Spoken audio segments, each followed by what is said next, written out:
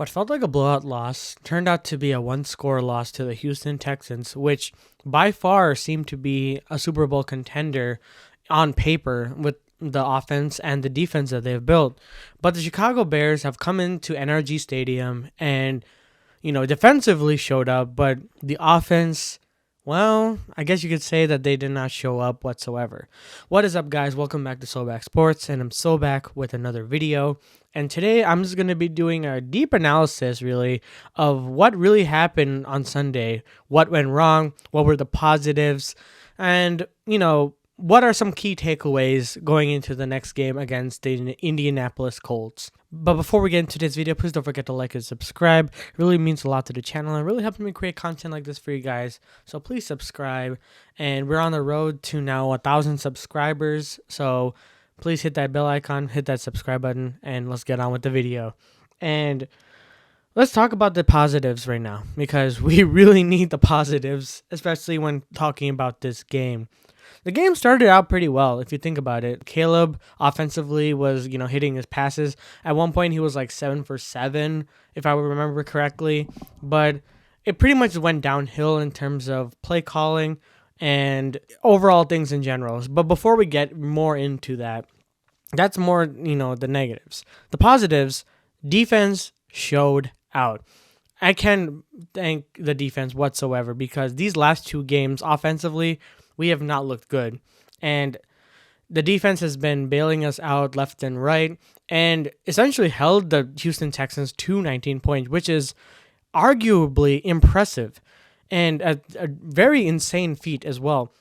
Holding CJ Stroud, the reigning rookie of the year, to only one touchdown, and that high-flying offense with Stephon Diggs, Nico Collins, Tank Dell, Joe Mixon at one point. The fact that they held them to only one touchdown and a bunch of field goals, props to the defense, man. They really were the ones that showed up.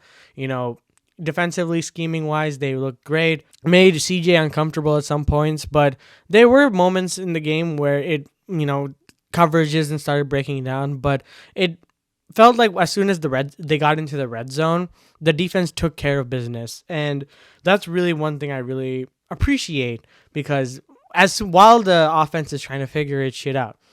Caleb, as well, has improved from the last game. I guess that's another key point, because in the previous game, he only completed half of his passes, or even less than half, and now he was just slightly above that, and he's completed more than 20-ish passes for 147 yards passing, which is, more than 93.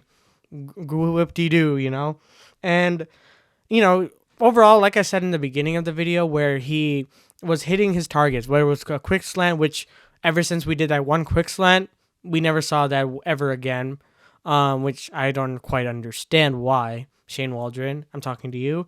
But there were some good parts to the offense. Well, offensively, I guess you can say there was some improvement for Caleb.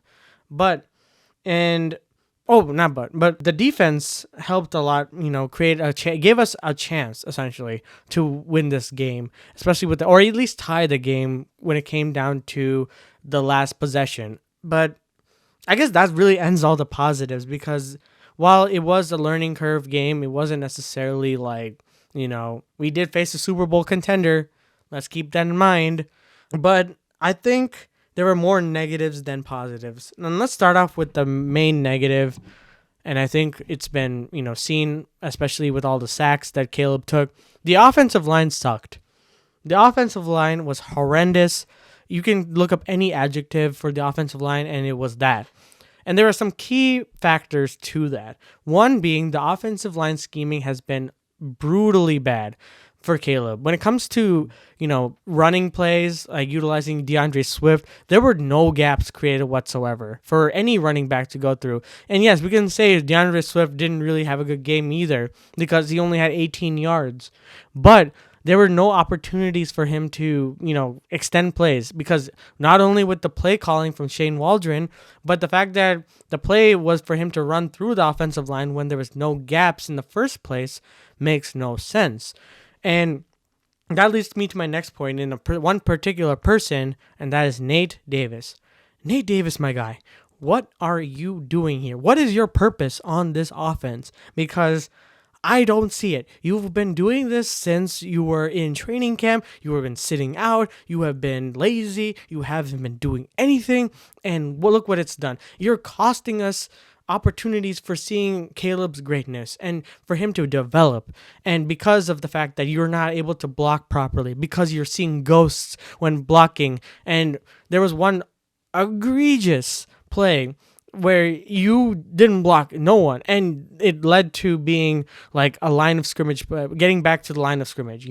It wasn't great, and it was just horrible to watch. And at this point, Matt Eberflus and Ryan Poles have to really look at themselves in the mirror and be like, yes, you have to cut him at some point, because you're just hurting this team more and more, keeping him on this team, because keeping him is not going to make this team any better. You've already seen 2 games worth of highlights and stuff for him. PFF wise, he did pretty well, but that does not tell the whole story. PFF is a very skewed and, not very reliable in certain cases, not all cases. In certain cases, it doesn't tell the whole story. And that's enough of my TED talk about, why Nate Davis should be cut immediately, because he should be, and yeah, I guess that's my thing. But the rest of the offensive line didn't do well either. Tevin Jenkins had a poor game. Darnell Wright, uncharacteristically undisciplined when it came to the penalties. Had 2 bad false start penalties, and it was just awful. Chris Morgan, I don't understand, man. From the time you were hired, you have done nothing. So there's no point. Why is Chris Morgan our offensive lineman head coach? And I guess going on to the run game, it kind of spoke for itself for the offensive line. Nothing really happened. And one more thing too, why didn't we utilize Roschon Johnson?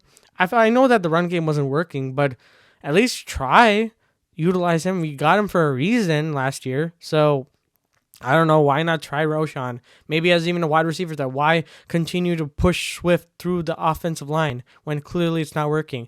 And Swift, you didn't do well either way. I'm just saying, I'm giving you a little bit of a pass because of the offensive line. Anyways, offensive line struggled. Offense as a whole also struggled as well. Caleb was pressured 38 times. Let me repeat that. Caleb Williams was pressured 38 times over 46 passes or 40 something passes. Are you joking? How can we ever evaluate him properly, or how could we ever develop him if you keep doing this? That's ridiculous at the end of the day. And then Caleb Williams as well, due to that fact, tried to extend plays, try to get out of pressure, made 2 boneheaded interceptions down the sidelines. The third one could have been a third interception, but it got called back, and that's just growing pains. And yes, it was definitely bad. He has to learn. He has to not play hero ball and make boneheaded mistakes like that. He will learn that, but that takes time, and that takes an offensive line where he's not frazzled either. So that has to be coached out of him.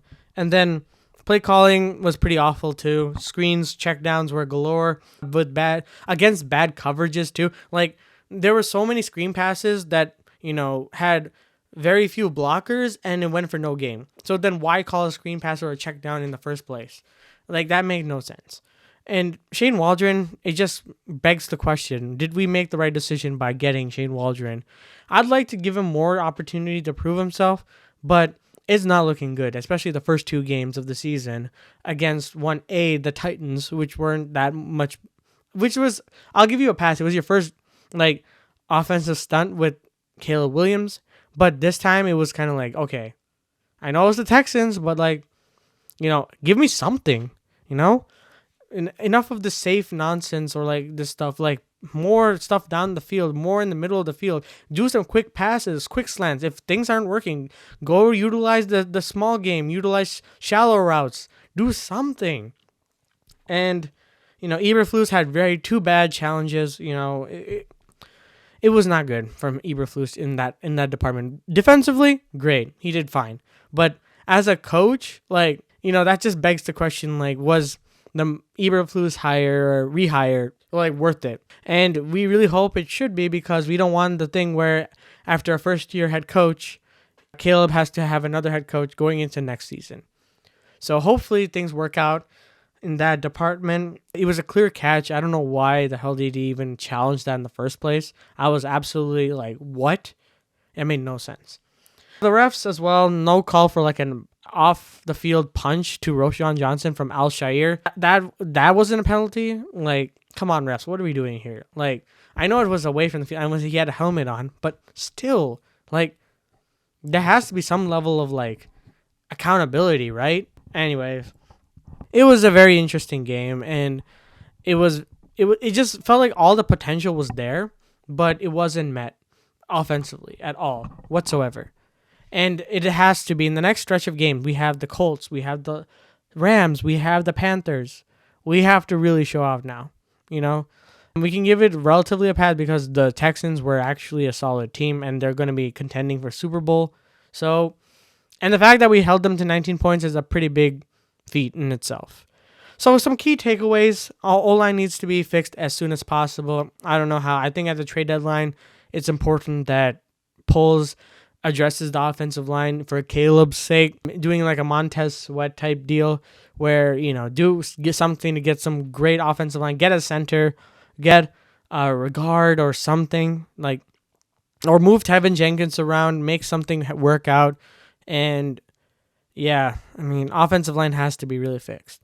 Better scheming offensively, it's more improvement from Caleb was also a pretty big takeaway. Game to game, he's improving so far. So I know it's only been 2 games, but he's shown growth, relatively speaking.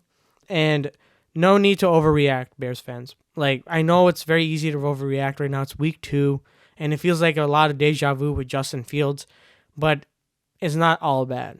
It's not all bad. It could be a lot worse, and you just got to be patient. This is a rookie quarterback we're dealing with, and I know people have said that should be the upgrade over Justin, right? But if you want it to be an upgrade, you have to, provide the opportunity for it to be an upgrade too. But our defense continues to be elite, so that's always a positive takeaway. And yeah, I guess that's really it about, this game. I really hope that this is a really good learning experience for Shane Waldron and Caleb Williams and the rest of the offense. I hope they make some major changes going into the Colts game next week. And yeah, I think that's really it. I just want to see a good offense, guys. That's all I really want. That's all I've ever wanted, man. But yeah, I just want my quarterback to be really good. And that's about it, I guess. Be sure to subscribe and follow the podcast. A new episode coming out tomorrow and Thursday, so be on the lookout for that. Always remember to subscribe to the channel. It really means a lot. Thank you guys so much for your support recently, and that's about it, and I'll see you guys in the next one.